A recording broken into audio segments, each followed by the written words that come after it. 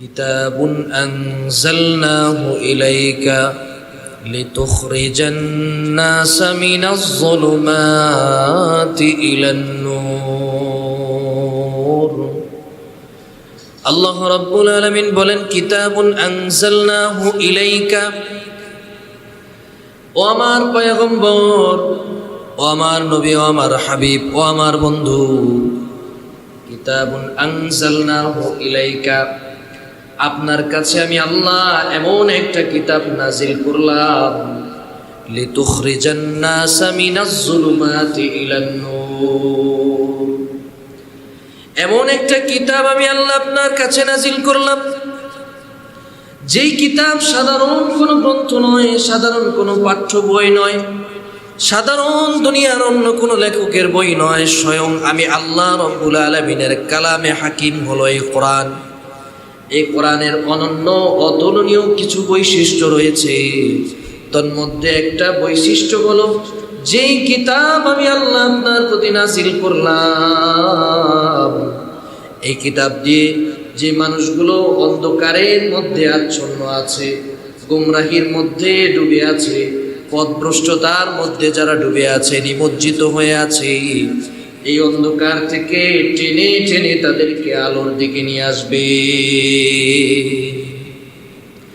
লিতুখরিজান NASA মিনাজ যুলুমাতি ইলান নূর যেই মানুষগুলা অন্ধকারের মধ্যে আচ্ছন্ন, যেই মানুষগুলা গুমরাহির মধ্যে পতিত, যেই মানুষগুলা শিরক এবং কুফরির মধ্যে লিপ্ত, যেই মানুষগুলা আল্লাহকে চিনে না, ইসলাম চিনে না, কোরআন চিনে না, দ্বীন চিনে না, আপনি নবীকে চিনে না, তাওহীদ চিনে না, রিসালাত চিনে না, আখিরাত চিনে না, আখিরাত এবং দুনিয়ার কোনো বাস্তবমুখী যাদের জ্ঞান মধ্যে নাই, যাদের মধ্যে কোনো ধরনের ইসলামের কোনো ধরনের জ্ঞান নাই, এই মানুষগুলাকে আপনি আস্তে আস্তে করে অন্ধকার থেকে এই কিতাবের মাধ্যমে টেনে টেনে আলোর পথের দিকে নিয়ে আসবে।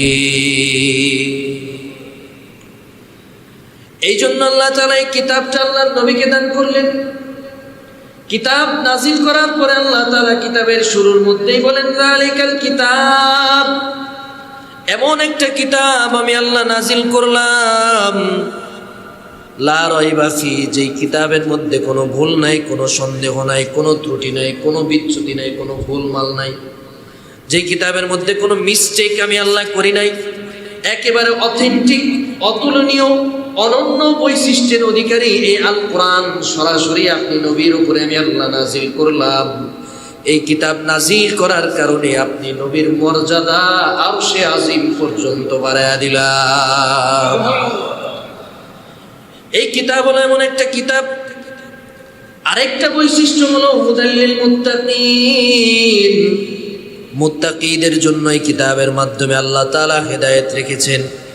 অর্থাৎ কোনো ব্যক্তি যদি ইমানদার হয়ে থাকে, কোনো ব্যক্তির মধ্যে যদি আল্লাহর ভয় থেকে থাকে, কোনো ব্যক্তি যদি আল্লাহকে মেনে থাকে, ইসলামকে মেনে থাকে, কোরআনকে মেনে থাকে, আল্লাহর দ্বীনকে যদি কেউ বিশ্বাস করে থাকে, সে যদি এই কিতাবটা পড়ে ফেলে, এই কিতাবের মধ্যে যে বাস্তবিক বিধানগুলো আছে এগুলো জেনে ফেলে, সবগুলো যদি নিজের জীবনে বাস্তবায়ন করে, এই কিতাব তার হেদায়েতের জন্য যথেষ্ট হয়ে যাবে। এজন্য আল্লাহ বলেন হুদাল্লিল মুত্তাকিন। এই কিতাবটার মাধ্যমে আল্লাহ মুত্তাকিদেরকে হেদায়েত দান করবেন। আর হেদায়েত প্রাপ্ত কারা হবে? আরেক আয়াতের মধ্যে আল্লাহ বলেন ইন্নাল্লাহা ইউযিল্লু মান ইয়াশা ওয়া ইয়াহদি ইলাইহি মান আনাব।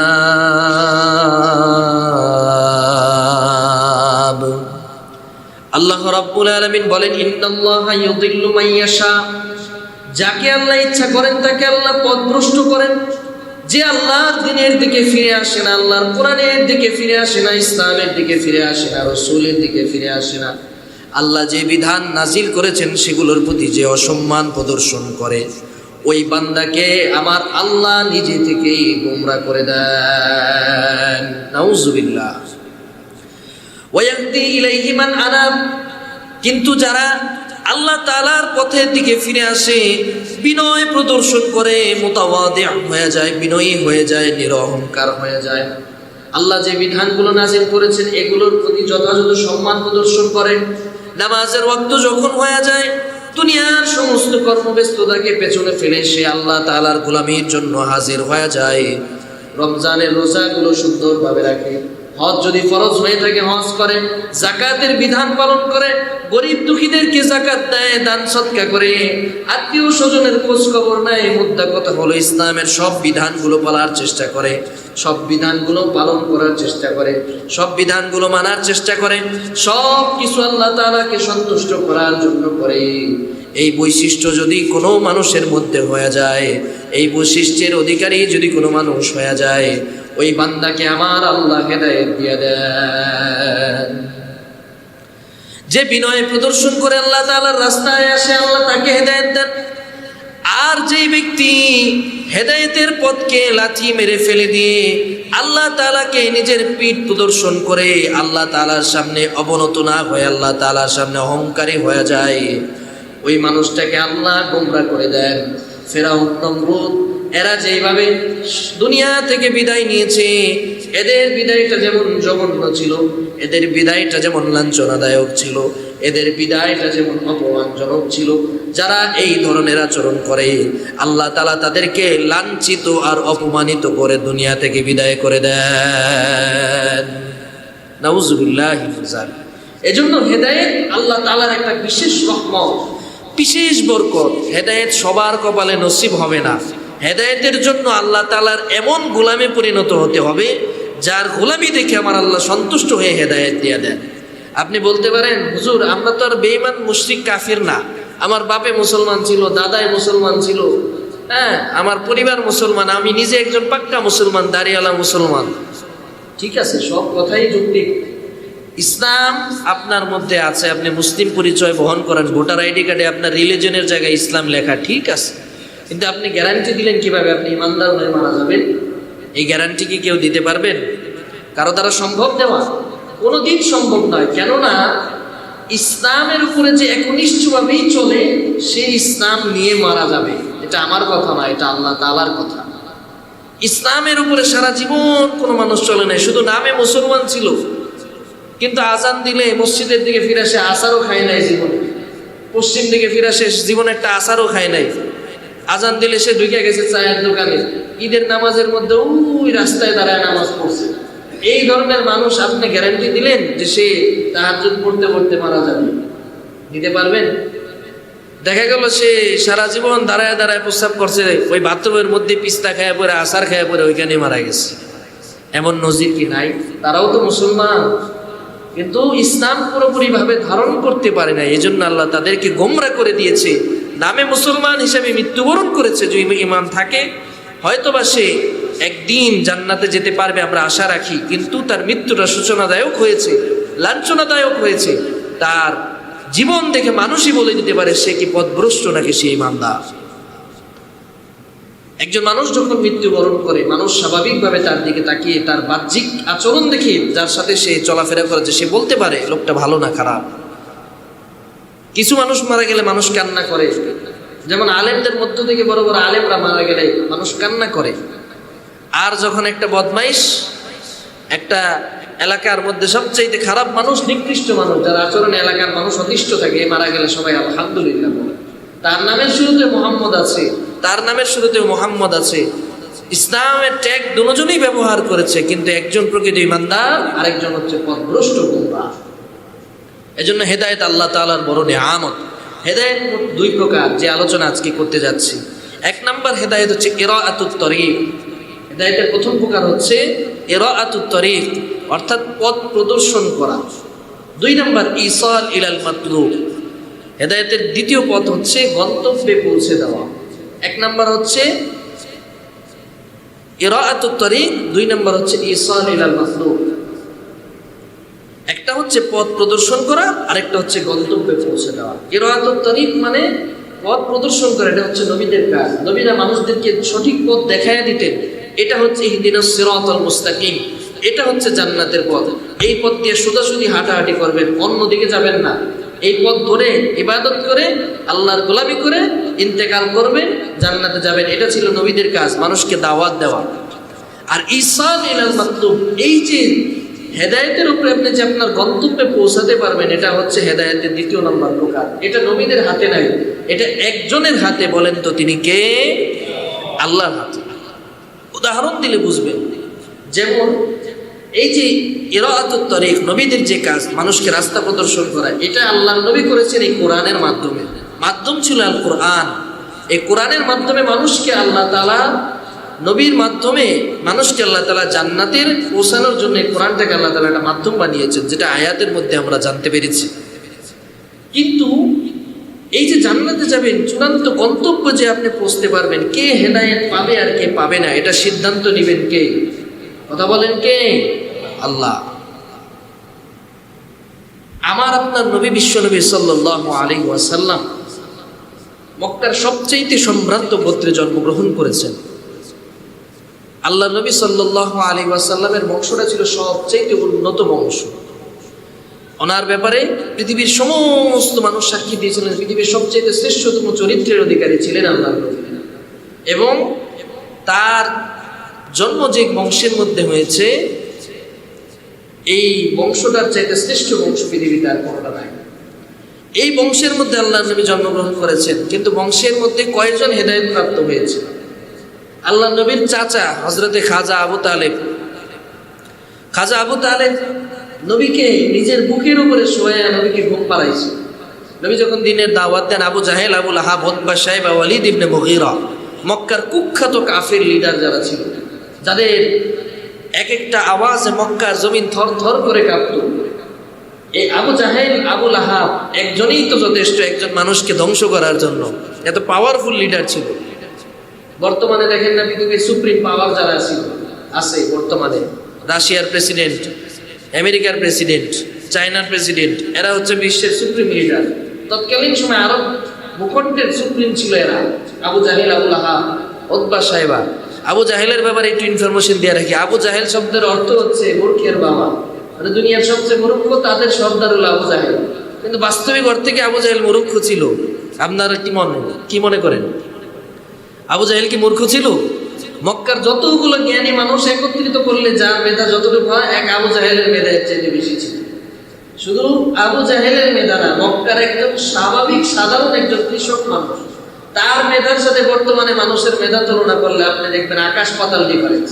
কিভাবে? উদাহরণ দিলে বুঝবেন।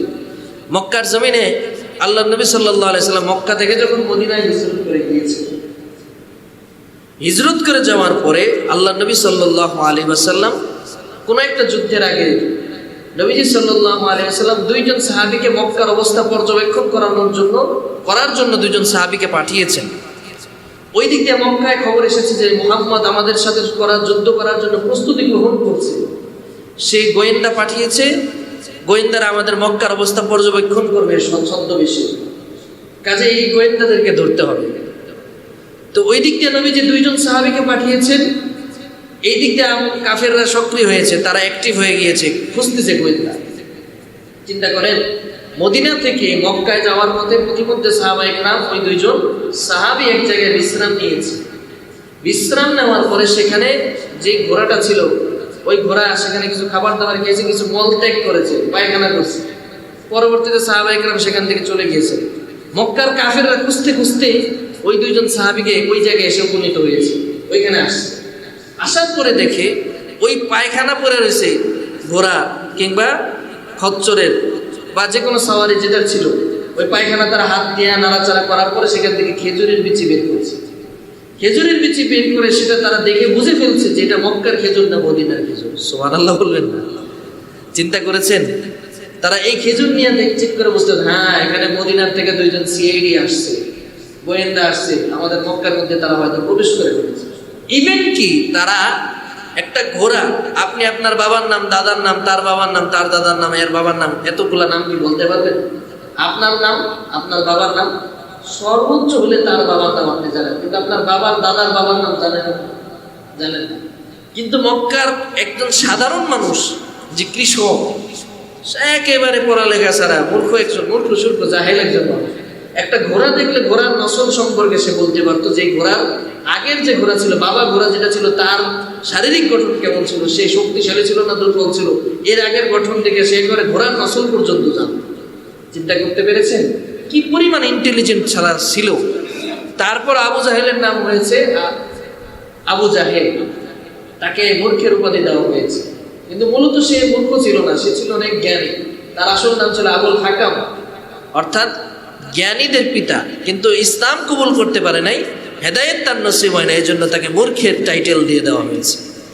আবু জাহেল, আবু লাহাব, উতবা, শাইবা, ওয়ালিদ ইবনে মুগীরা যখন আল্লাহর নবীর ব্যাপারে একেবারে সোচ্চার হয়ে গেল, নবীকে তারা বয়কট করবে, নবীকে মক্কা থেকে বিতাড়িত করবে, কেউ হত্যা করতে চাচ্ছে, কেউ আঘাত করতে চাচ্ছে, নানাভাবে নবীকে হেনস্থা করার চেষ্টা করেছে। ওই সময় খাজা আবু তালেব বুকে পাটা নিয়ে বলেছিলেন যে আমার ভাতিজা মুহাম্মদকে যদি আঘাত করতে আসে, আমি আবু তালেব যদি মুমূর্ষু অবস্থায়ও থাকি, আমি মারা যাচ্ছি, আর 1 মিনিট পরে আমার ইন্তেকাল হবে, কথার কথা যে আমি মারা যাচ্ছি, এই অবস্থায় যদি আমার ভাতিজাকে আঘাত করা হয়, আমি আবু তালেব ওই মৃত্যু শয্যায় অবস্থায়, মুমূর্ষু অবস্থা থেকে উঠে তলোয়ার হাতে নিয়ে তোমাদের বিরুদ্ধে যুদ্ধ করবো। আল্লাহু আকবার বলেন। চিন্তা করেছেন কি পরিমাণ মুহাব্বত আল্লাহর নবীকে করত। নবীকে নিজের বুকের মধ্যে নিয়ে এরপরে জড়িয়ে ধরে আবু তালেব ঘুমিয়েছে, এমন বহু রাত। আবু তালেবের যখন মৃত্যুর সময় হয়ে গেল, রাসূল করিম সাল্লাল্লাহু আলাইহি ওয়াসাল্লাম চাচার কাছে গিয়ে বলে, ও আমার প্রাণের চাচা, কলিজার টুকরা চাচা, ছোট্টবেলায় মাকে হারিয়েছি, বাবাকে জন্মের পূর্বে হারিয়েছি, মাত্র 8 বছর বয়সে আমার সম্মানিত দাদাকেও হারিয়েছি, আপন বলতে আপনি ছাড়া আমার এই পৃথিবীতে আর কেউ নাই। ও আমার চাচা, আমি যে নবী হয়েছি এই ব্যাপারে মক্কার কাফেররা পর্যন্ত জানে, কাফেররাও জানে যে আমি মুহাম্মদ সত্য একজন নবী, কিন্তু তারা তাদের ক্ষমতা এবং পদচ্যুত হওয়ার জন্য, ক্ষমতা পদচ্যুত হয়ে যাবে, তারা লাঞ্ছনা এবং অপমানের শিকার হবে, এই জন্য তারা আমার নবুয়তকে মেনে নেয় না। ও চাচা, আপনার কাছে আমি দ্বীনের দাওয়াত নিয়ে এসেছি, আপনি শুধু জবান দিয়ে একবার বলবেন লা ইলাহা ইল্লাল্লাহ, জবান দিয়ে একবার শুধু বলবেন লা ইলাহা ইল্লাল্লাহ মুহাম্মাদুর রাসূলুল্লাহ বলার পর্যন্ত দরকার আপনার নাই।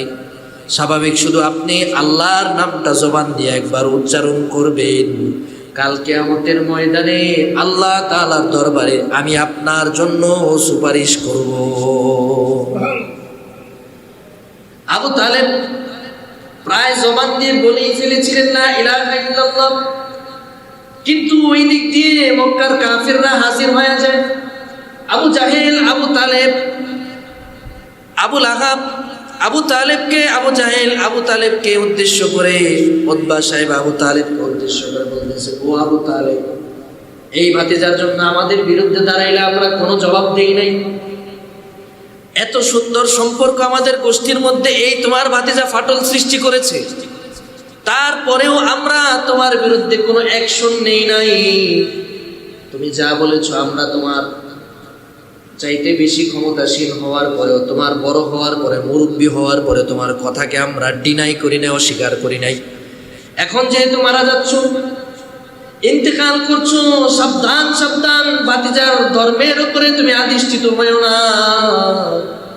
ভাতিজা যেই দাওয়াত দেয়, যেই দিনের দাওয়াত দেয়, এই দাওয়াত তুমি কবুল করো না, অ্যাকসেপ্ট করো না। তুমি তোমার বাপ দাদার ধর্মের উপর ইন্তেকাল করো, তুমি যে ধর্ম পালন করে এসেছো, আমরা যে ঐতিহ্যটা বহন করেছি, এই ঐতিহ্য তুমি ধারণ করো, এটাকে বহন করো। মুহাম্মদের ধর্মের উপরে আদিষ্ট হয়ে নিজের বাপ দাদার ধর্মের উপরে চুনকালি মেখো না। আবু তালেবের মনটা সাথে সাথে ঘুরে গেল, সে আর আল্লাহর নবীর এই কালিমা মুখ দিয়ে বের করলো না। নবীজি সাল্লাল্লাহু আলাইহি ওয়াসাল্লাম আফসোসের সাথে নিজের চাচাকে বিদায় দিলেন, ইন্তেকাল করে গেলেন। আবু তালেবের এই হেদায়েত নসিব হয় নাই। শুধুমাত্র তাই নয়, আবু তালেব, আবু জাহেল, উতবা, শাইবা, ওয়ালিদ ইবনে মুগীরা, মক্কার সবচেয়ে জ্ঞানী মানুষ যারা ছিল, তারা পর্যন্ত হেদায়েত পায় নাই। কিন্তু আল্লাহর নবীকে মাত্র একবার দেখেছে, নবীজি সম্পর্কে মাত্র একবার জেনেছে, এমন হাজার হাজার সাহাবা ইকরাম নবীজি সাল্লাল্লাহু আলাইহি ওয়াসাল্লামের চেহারা দেখে কালিমা পড়ে মুসলমান হয়ে আল্লাহ তাআলার জান্নাতি বান্দাতে পরিণত হয়ে গিয়েছে। আবু জাহেল আর একজন ইহুদি সম্প্রদায়ের একজন লিডার কাব ইবনে আশরাফ। আবু জাহেল হচ্ছে মক্কার লিডার আর কাব ইবনে আশরাফ হচ্ছে ইহুদিদের লিডার। দুইজন খুব পাওয়ারফুল ব্যক্তি। এই দুজন মিলে পরামর্শ করতেছে যে মুহাম্মদ তো যেভাবে দাওয়াত দিতেছে, মানুষ তো তার দলে দাওয়াত শুরু করছে, এখন যদি বেশি দিন চলে তাহলে আমাদের গদি আর ঠিক থাকবে না। পাওয়ার যে কোনো সময় মানুষ আমাদেরকে জুলাই আন্দোলনের মতো আন্দোলন করে আমাদেরকে যে কোনো সময় ক্ষমতাচ্যুত করতে পারে। কি করা যায়? কয় তার বিরুদ্ধে তো একটা অ্যাকশন নেওয়া দরকার। কেমনে অ্যাকশন নেওয়া দরকার? তারে যে কোনো ভাবে তাকে ষড়যন্ত্র করে যেমনি হোক লোক বল দিয়ে তারে হত্যা করে ফেলা উচিত। দুইজনে এইভাবে পরামর্শ করতেছে, কিন্তু আবু জাহেলকে কাব ইবনে আশরাফ প্রশ্ন করল, এই আবু জাহেল, আপনি মন থেকে একটা কথা বলেন তো, মুহাম্মদ যে দাওয়াত দেয় আসলেই কি সে নবী হয়েছে? আসলেই কি সে আল্লাহর রসুল? তার উপরে কি আসলেই ওহী নাজিল হয়েছে? সে কি আসলেই কোরআন নামে একটা ঐশী গ্রন্থ, মহাগ্রন্থ আল কোরআন পেয়েছে? আল্লাহ কি আসলেই তাকে নবী বানিয়েছে? আবু জাহেল জবাব দিয়ে বলে, ফালতাফাতা আবু জাহলিন ইলা কাবাতি বাইতিল্লাহ ফাকালা ইন্নাহু রাসূলুল্লাহ। আবু জাহেল কাবার দিকে তাকিয়েছে, কাবার দিকে দুইটা চোখ দিয়ে তাকায়, সারা জীবন মূর্তির পূজা করাইলেন। এবার আবু জাহেল কাব ইবনে আশরাফকে একই প্রশ্ন করল, তুমি তো ইহুদি গোষ্ঠীর একজন বড় লিডার, তুমি জবাব দিয়ে বলো মুহাম্মদ যেই ধর্মের প্রতি দাওয়াত দেয়, যেই দিনের প্রতি দাওয়াত দেয়, যেই কোরআনের প্রতি দাওয়াত দেয়, হেদায়েতের যেই কথাগুলো মুহাম্মদুর রাসূলুল্লাহ সাল্লাল্লাহু আলাইহি ওয়াসাল্লাম বলে, তোমার কাছে কি মনে হয় মুহাম্মদ কি আসল নবী নাকি? কাব ইবনে আশরাফ বলে, ওয়াল্লাহি রাব্বি মূসা ইন্নাহু রাসূলুল্লাহ। কাব ইবনে আশরাফ জবাব দিয়া বলে, ও আবু জাহেল শুনে নাও, মূসা পয়গম্বরের আল্লাহর শপথ করে বলছি, মূসা আলাইহিস সালাতু ওয়াস সালামের ধর্ম আমরা মানি। ওই মূসা আলাইহিস সালাতু ওয়াস সালামের রব আল্লাহর শপথ করে বলছি, ইন্নাহু রাসূলুল্লাহ, মুহাম্মদ যে আল্লাহ তাআলার নবী এবং রাসূল, এই ব্যাপারে আমার মনে কোনো সন্দেহ নাই। দুজনেই স্বীকার করে নিয়েছে যে মুহাম্মদ আল্লাহর রাসূল, দুজনেই জানে।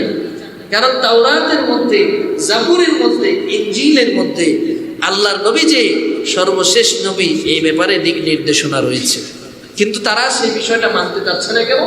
দুনিয়ার এই সাময়িক লোভ লালসা মোহ মায়া তারা ছাড়তে পারে নাই, যার কারণে আল্লাহ তাআলার বশ্যতা স্বীকার না করার কারণে দুনিয়ার লোভ যাদের ভিতরে ঢুকে গিয়েছিল, এই কারণে আল্লাহ তাআলা তাদেরকে গোমরাহ করেছে, পথভ্রষ্ট করেছে, হেদায়েত তাদের নসিব হয় নাই।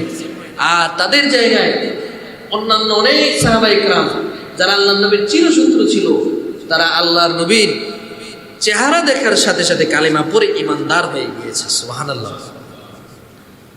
আবু জাহেল এবার চিন্তা করলো, এবার দেখেন হেদায়েত কাকে বলে। মক্কার মধ্যে সবচাইতে বুদ্ধিমান একজন যুবক, ওনার নাম হচ্ছে ওমর ইবনুল খাত্তাব। এবং একজন যুবক, 17 জন শিক্ষিত যুবক মক্কার মধ্যে ছিল, তাদের মধ্যে একজন হযরতে ওমর। সব কিছুতে হযরতে ওমরকে আল্লাহ তাআলা মেধা দিয়েছিলেন। তীরন্দাজগিরি খুব ভালো পারতেন, তীর খুব ভালো নিক্ষেপ করতে পারতেন, খুব ভালো গণিতের হিসাব বুঝতেন, খুব ভালো ব্যবসায়িক জ্ঞান হযরতে ওমরের মধ্যে ছিল, অসাধারণ পর্যায়ের সাহসী ছিলেন। হযরতে ওমরকে আবু জাহেল এবার ডাক দেয়া বলে, ওমর, শুনেছি মক্কার মধ্যে সবচেয়ে সাহসী এবং বীর বিক্রম একজন মানুষ তুমি। এই যে মুহাম্মদ দ্বীনের দাওয়াত দিচ্ছে, এই দাওয়াতটাকে কোনোভাবে বন্ধ করা দরকার। মানুষগুলো তো আস্তে আস্তে আমাদের দল থেকে ওর দলে চলে যাচ্ছে, কি করা যায়? হযরত ওমর ফারুককে আরো প্রলোভন দেখানো হলো, যদি তুমি মুহাম্মদকে হত্যা করতে পারো, মক্কার মধ্যে সবচাইতে দামি দামি যে উটগুলা আছে সবগুলা উট তোমার নামে দিয়ে দেওয়া হবে, আর মক্কার মধ্যে সবচাইতে সম্মানের আসনে তোমাকে অধিষ্ঠিত করানো হবে। এক একটা উট বর্তমানে মার্সিডিজ বেঞ্জ সিরিজের গাড়ির দামের মধ্যে, বর্তমানে মার্সিডিজ, বিএমডব্লিউ, অডিল, রোলস রয়েলস, বিভিন্ন দামি দামি এডিশনের গাড়ি বের হয় না, যে গাড়িগুলো আমাদের কেনা স্বপ্ন থাকে, আমাদের জন্য এই গাড়িগুলো দেখা ধরা, এগুলা চালানো এক একজনের জন্য স্বপ্ন। এরকম 100টা লাল উট, ধরেন 100টা মার্সিডিজ সিরিজের গাড়ি হযরত ওমরকে অফার করা হয়েছে যে যদি মুহাম্মদকে মারতে পারো তাহলে তোমাকে এই গাড়ি বা এই উটগুলো তোমাকে দিয়ে দেওয়া হবে। হযরত ওমর এবার চললেন। কেন চললেন? আল্লাহর নবীকে হত্যা করার জন্য। নবীজি সাল্লাল্লাহু আলাইহি সাল্লাম তখন সাফা পাহাড়ের পাশে দারুল আরকামে সাহাবায়ে কেরামদেরকে নিয়ে তাদেরকে ইলম শিক্ষা দিচ্ছেন, দ্বীন শিক্ষা দিচ্ছেন।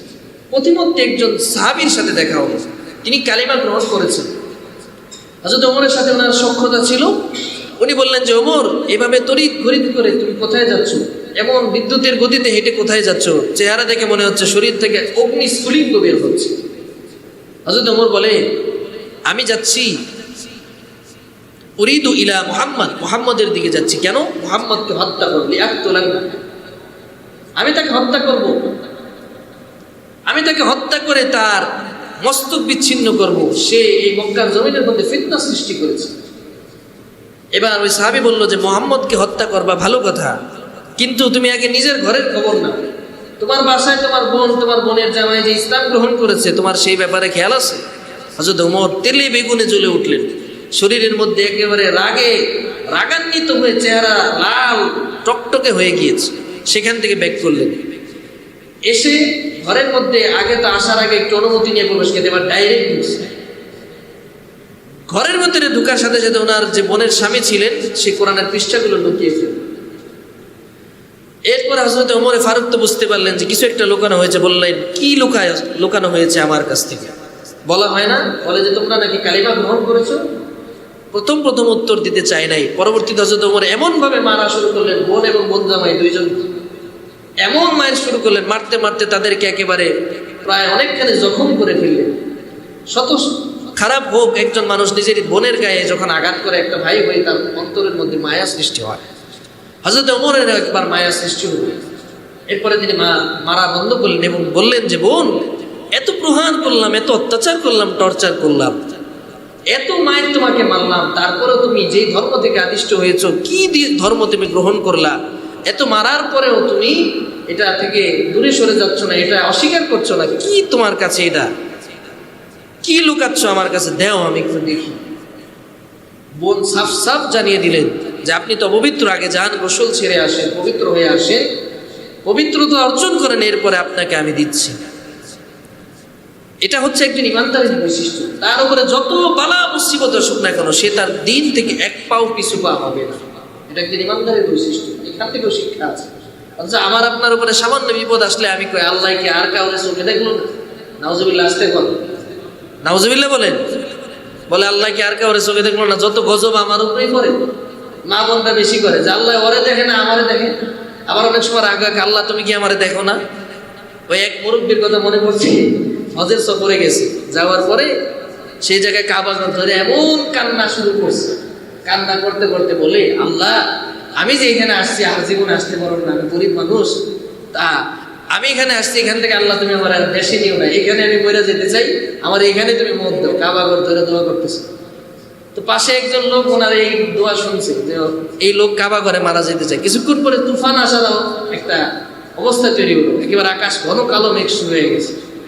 এখন ওই লোক বলতেছে যে কাকা, আপনি যে দোয়া করছেন, আপনার দোয়া তো আল্লাহ কবুল করে ফেলেছে। এই যে তুফান আসতেছে, বৃষ্টি হইতেছে, ঘন বৃষ্টি হবে, এর মধ্যে যে একটা ঠাডা বললেই আপনি শেষ। তাই বেড়ে আমি তো এই বছরের জন্য দোয়া করি। তার মানে মানুষের অবস্থা হলো, মানুষ নিজের ব্যাপারে এমন কিছু কথা বলে যেগুলো ইমান বিধ্বংসী কারণ হয়ে যায়। মা বোনের স্পেশালি আরেকজনের বদদোয়া দিতে খুব এক্সপার্ট। এমন ভাবে বদদোয়া দেয় যে আল্লাহ তোর উপরে গজব ফলাইব, তোর 14 গোষ্ঠী ধ্বংস হইব, তুই নিজে গাড়ির তলে পরে মরবি, তোর আত্মীয় স্বজন যারা আছে লুলা হয়ে মরবো, এই ধরনের বিভিন্ন অপবাদ দেয়, বদদোয়া দেয়। এটা খারাপ কাজ, এটা থেকে আমরা বিরত থাকবো। হযরত ওমর ফারুক রাদিয়াল্লাহু তাআলা আনহু বোন, উনি বললেন যে এত অত্যাচারের পরেও তিনি এই ইসলাম থেকে, কোরআন থেকে তিনি পিছুপা হলেন না। বললেন যে ভাই যান, আপনি আগে গোসল সেরে আসেন, পবিত্রতা অর্জন করে আসেন। হযরত ওমর ফারুক রাদিয়াল্লাহু তাআলা আনহু বোনের কথা শুনে ওনার অন্তরের মধ্যে একটু মায়া সৃষ্টি হলো। বোনের এই রক্তাক্ত অবস্থা দেখে স্বাভাবিক ভাইয়ের মনে একটু মায়া সৃষ্টি হয়ে গেল।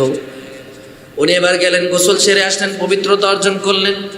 ওনার বোন জামাই ওনার হাতের মধ্যে আল্লাহ তাআলার কোরআনের কয়েকটা পাতা, আল্লাহ তাআলার কোরআনের পাতা ওনার হাতে দিলেন। হযরত ওমর ফারুক সূরা তাহা থেকে পড়া শুরু করলেন।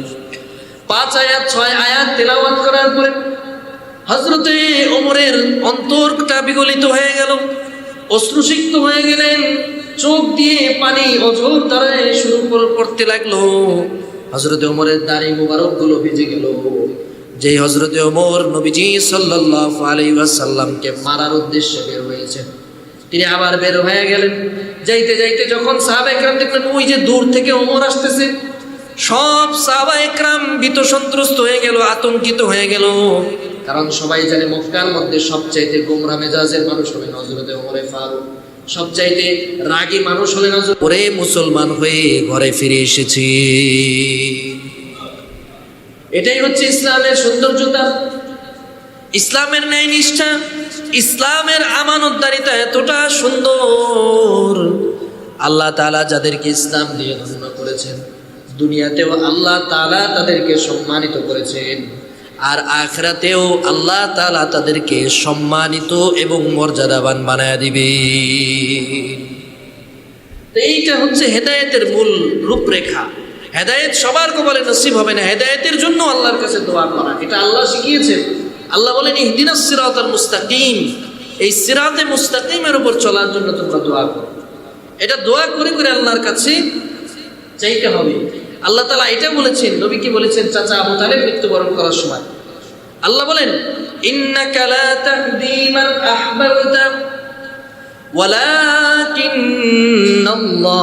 ইয়াহদি মান ইয়াশা।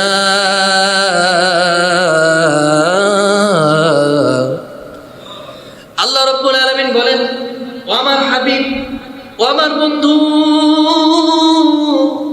আপনি যদি যাকে চান হেদায়েত দিবেন আপনার ইচ্ছা অনুযায়ী। কুশ্চিনকালেও এটা সম্ভব না, আপনি চাইলেই কাউকে হেদায়েত দিতে পারবেন না। যাকে আল্লাহ তাআলা ইচ্ছা করবেন একমাত্র তিনি তাকে হেদায়েত দান করবেন। এজন্য আবু তালেবের কপালে হেদায়েত ছিল না, আবু জাহেলের কপালে হেদায়েত ছিল না, উতবা সাইবাদের কপালে হেদায়েত ছিল না। কিন্তু যে ওমরে ফারুক রাদিয়াল্লাহু তাআলা নবীকে হত্যা করার জন্য বেরিয়েছিলেন, ওই ওমরে ফারুককে আল্লাহ তাআলা হেদায়েত দিয়ে, ইসলাম দিয়ে, কোরআন দিয়ে নবীর ওয়ালা হয়ে হযরত ওমরে ফারুক রাদিয়াল্লাহু তাআলা জান্নাতি সাহাবীদের অন্তর্ভুক্ত হয়ে গেলেন। এজন্য বলেন হেদায়েতের মালিক কে?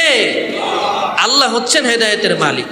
হেদায়েত দুনিয়ার কোনো মানুষের কাছে নাই, একমাত্র আল্লাহ যাকে চান তাকে হেদায়েত দিবেন। আর হেদায়েতের জন্য আপনি দোয়া করেন।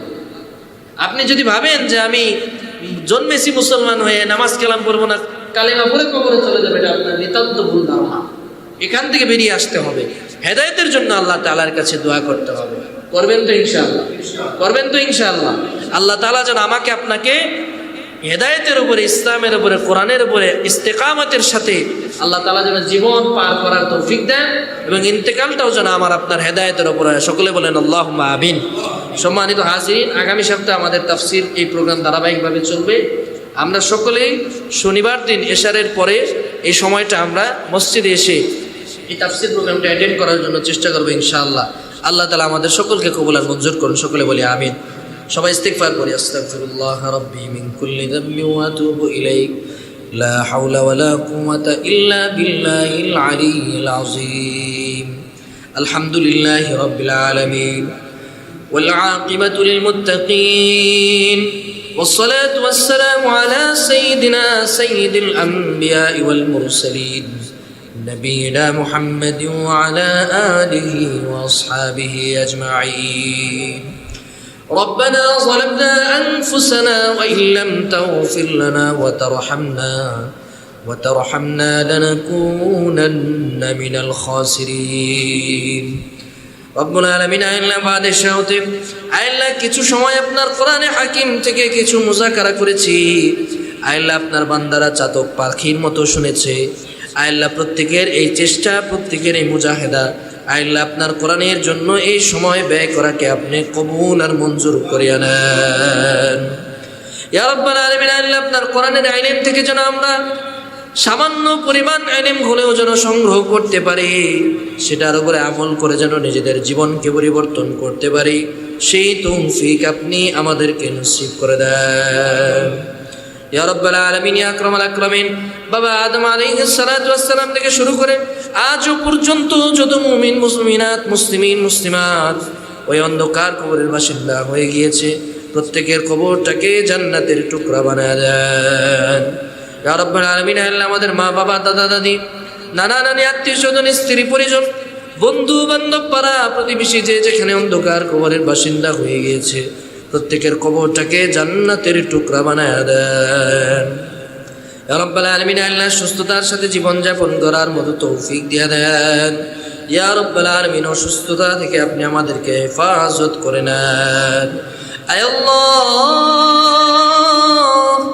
একদিন এই পৃথিবী ছেড়ে আমাদের সকলকে চলে যেতে হবে আল্লাহ, জানি না কোন দিন যেন মালাকুল মউত আমাদের সামনে এসে হাজির হয়ে যায় আল্লাহ, জানি না কোন দিন আজরাইল আমাদের সামনে এসে রূহ কবজ করার জন্য হাজির হয়ে যায়, জানি না কোন দিন পরাণ পাখিটা শরীর থেকে বের হয়ে যাবে আল্লাহ। যেই দিন এই দুনিয়ার মধ্যে আমাদের শেষ দিন আল্লাহ, আজরাইল যেদিন আমাদের রূহ কবজ করার জন্য আসবে, ওই দিন আমাদের সকলের জবান থেকে আপনার তাওহীদের কালিমা আপনি জারি করে দিন। সকল প্রার্থনাগুলি আপনার পেয়ারা হাবিব মাহবুবে কিবরিয়া সরওয়ারে কায়নাত মুহাম্মাদুর রাসূলুল্লাহ সাল্লাল্লাহু আলাইহি ওয়াসাল্লামের উসিলায় কবুল আর মঞ্জুর করিয়া নেন। তাকাব্বাল মিন্না ইন্নাকা আনতাস সামিউল আলিম ওয়া তুব আলাইনা ইয়া মাওলানা ইন্নাকা আনতাত তাওয়াবুর রহিম। سبحان ربك رب العزة عما يصفون وسلام على المرسلين والحمد لله رب العالمين. السلام عليكم ورحمة الله وبركاته.